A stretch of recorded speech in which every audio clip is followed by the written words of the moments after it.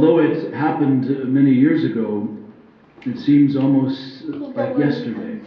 He's the one to catch it, to come and check it. I remember when I was at the cathedral as the rector of the cathedral.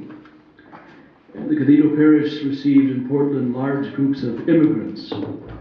And there was a particular couple, they were immigrants from India. There's a They window. were from Goa, which is the southern part of India, where the Portuguese colonized, and they were very, very devout Catholics. Can you sit down? It was their first child, and the delivery was premature, and the child was very sick. And within the first week, the baby had to have open heart surgery at Maine Medical Center. And so it was a Saturday afternoon, and I didn't have any weddings or anything, so I said I would go to Maine Medical Center and spend time with the family in the waiting room while the surgery was taking place. And so they were several hours into the open heart surgery, and I was sitting with the young couple. They were new to this country, no family or friends. And so we prayed and they talked and shared stories. But I don't remember how long into the visit it was, but at one point one of the OR nurses came in and told the mother and father that they had just lost their child. Their first and only child. And then I remember the nurse said something I didn't think would ever happen. She said, the doctors are sewing him up right now and they're going to bring him to you. And a few minutes later, 2 doctors came in.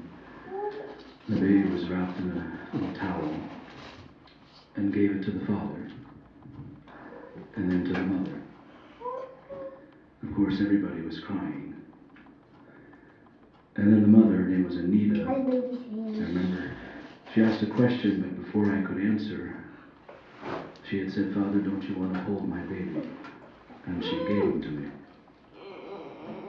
And I can still see it. It was slightly blurry. And then the family started talking. They said, our family lives in India, they're poor, they can't come. What are we going to do? What type of funeral are we going to have for our son? And I assured them, I said, don't worry. We will take care of everything. We're going to get through it all together. And then the father, he just lost his son. He said, we know we will, Father. He said, because we're people of hope. And then he said, without hope, life makes absolutely no sense at times. We are people of hope.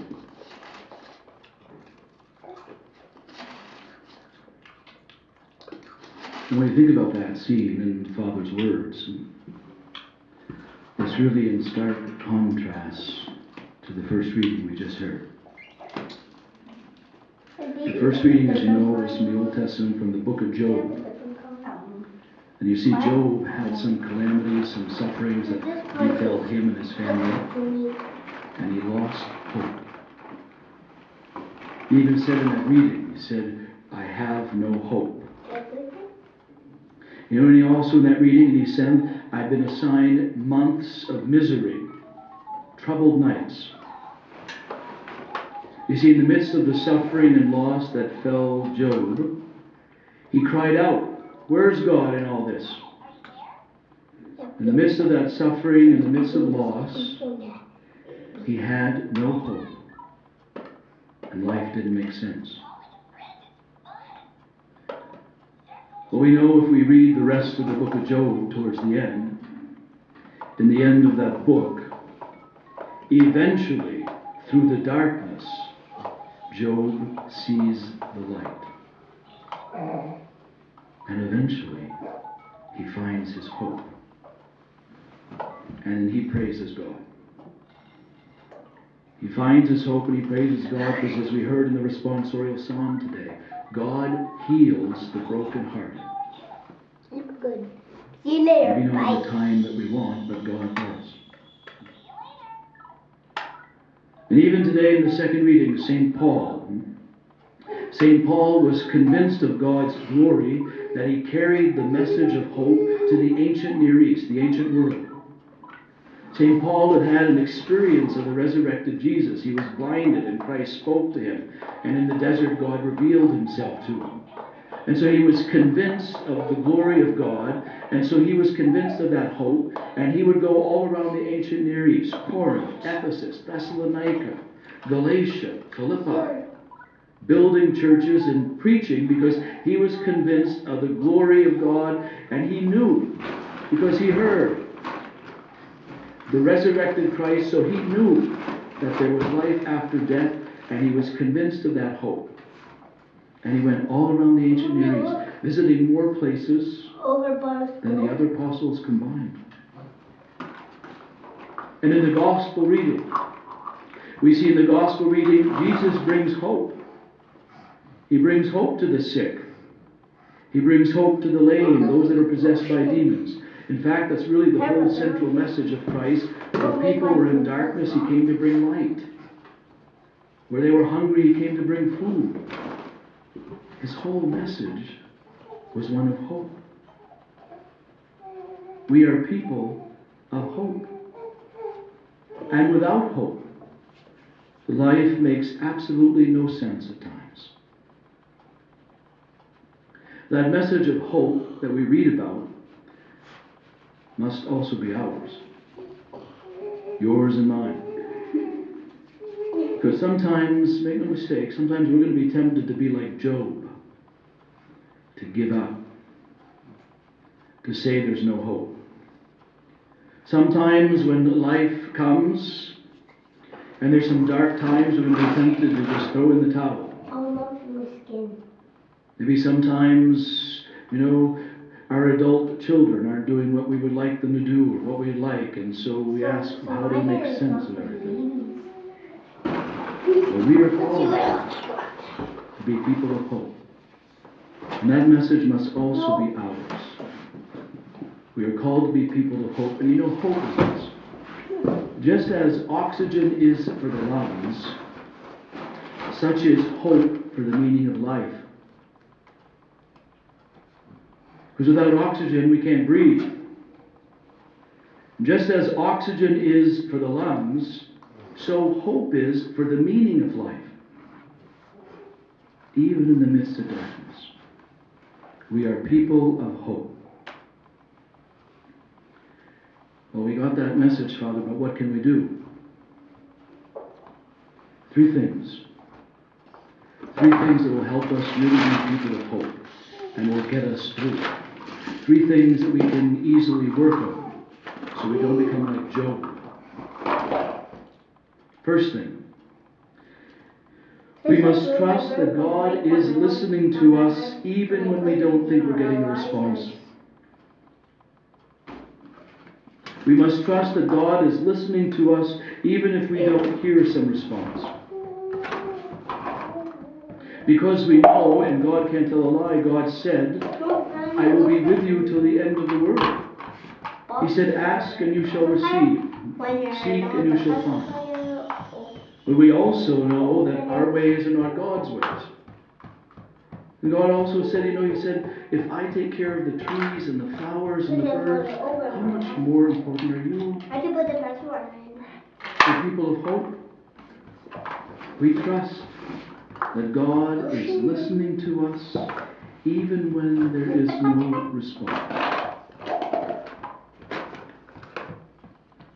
Secondly, we must hope that He is there when it seems like He's abandoned us. We must hope that He is there even though it seems that He has abandoned us. Because He also said, I will not leave you orphaned. So even though we're praying, or even though things are happening and it seems we might be tempted to be like Job, where is God, and curse God, we have to have hope that He is with us even if it seems he has abandoned us. What? It fits. And lastly, and probably more importantly for most of us, we must trust that our efforts of prayer are producing some invisible fruits Invisible fruit. when all the visible signs of success don't seem to be there. We have to trust that those prayers we're saying for people, those prayers we're saying, are producing invisible fruits when all the signs of success aren't there. That God is working in His own way, in His own time. That He is producing some invisible fruits. Nope. Doesn't fit in. Classic example of that last point. St. John of the Cross.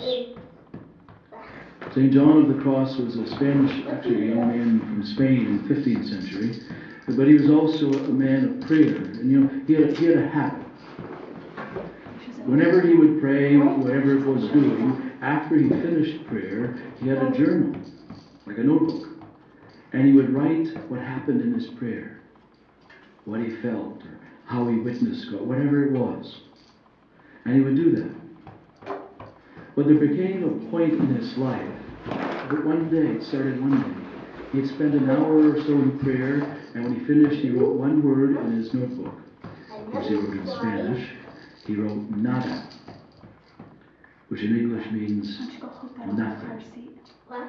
Go hook that on her That car one? Nothing seat. No, happened. just that one in your hand. Oh, but We must trust that our efforts of prayer are producing invisible fruits. Because you know that one day when he had nothing in prayer turned into days. And the days turned into weeks.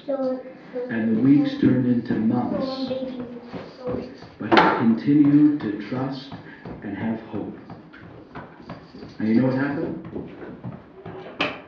St. John of the Cross is one of those rare creatures that reached the heights of mystical prayer that nobody ever else has done. We trust that God is producing invisible fruits, even if we don't see it. Because we are people of hope. And without hope, life at times makes absolutely no sense. And remember, just as oxygen is for our lungs, so hope is for the meaning of life.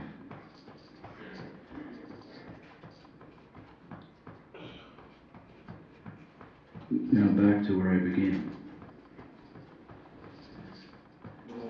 That little baby that died was called Dominic Savio, named after Saint Dominic Savio, the young boy. Died on a Saturday. His funeral was on Monday at the cathedral. Now, after I finished with the family, we went back to celebrate Mass. I called Sister because at the cathedral we had a Catholic school. And I told Sister about the event, and I said the entire school, Sister, will be coming to that Mass. All 265 kids will be coming. And she said they will be there. And then I said, Sister Teresa was the principal. She was a Sister of Mercy. I said, you call all the convents around. And I said, get all those nuns over here. And sure enough, the day of the funeral, they're coming, the nuns in wheelchairs and walkers, they're all coming in. And that weekend at the Masses, I had told the people what had happened. We prayed for the baby. Where's that bib? And I said, if you're free, This one. come to the funeral. The green one. Because these people have no one. The green one. They had no one. The green one, right there. Even the mother and father carried the casket in themselves. Just pick it up. Is this one When going they to take came, longer? the church was full. Even when we think we're abandoned, Put everything back in. God will come. God is there. Brendan, Because we here if you're going to be loud. are people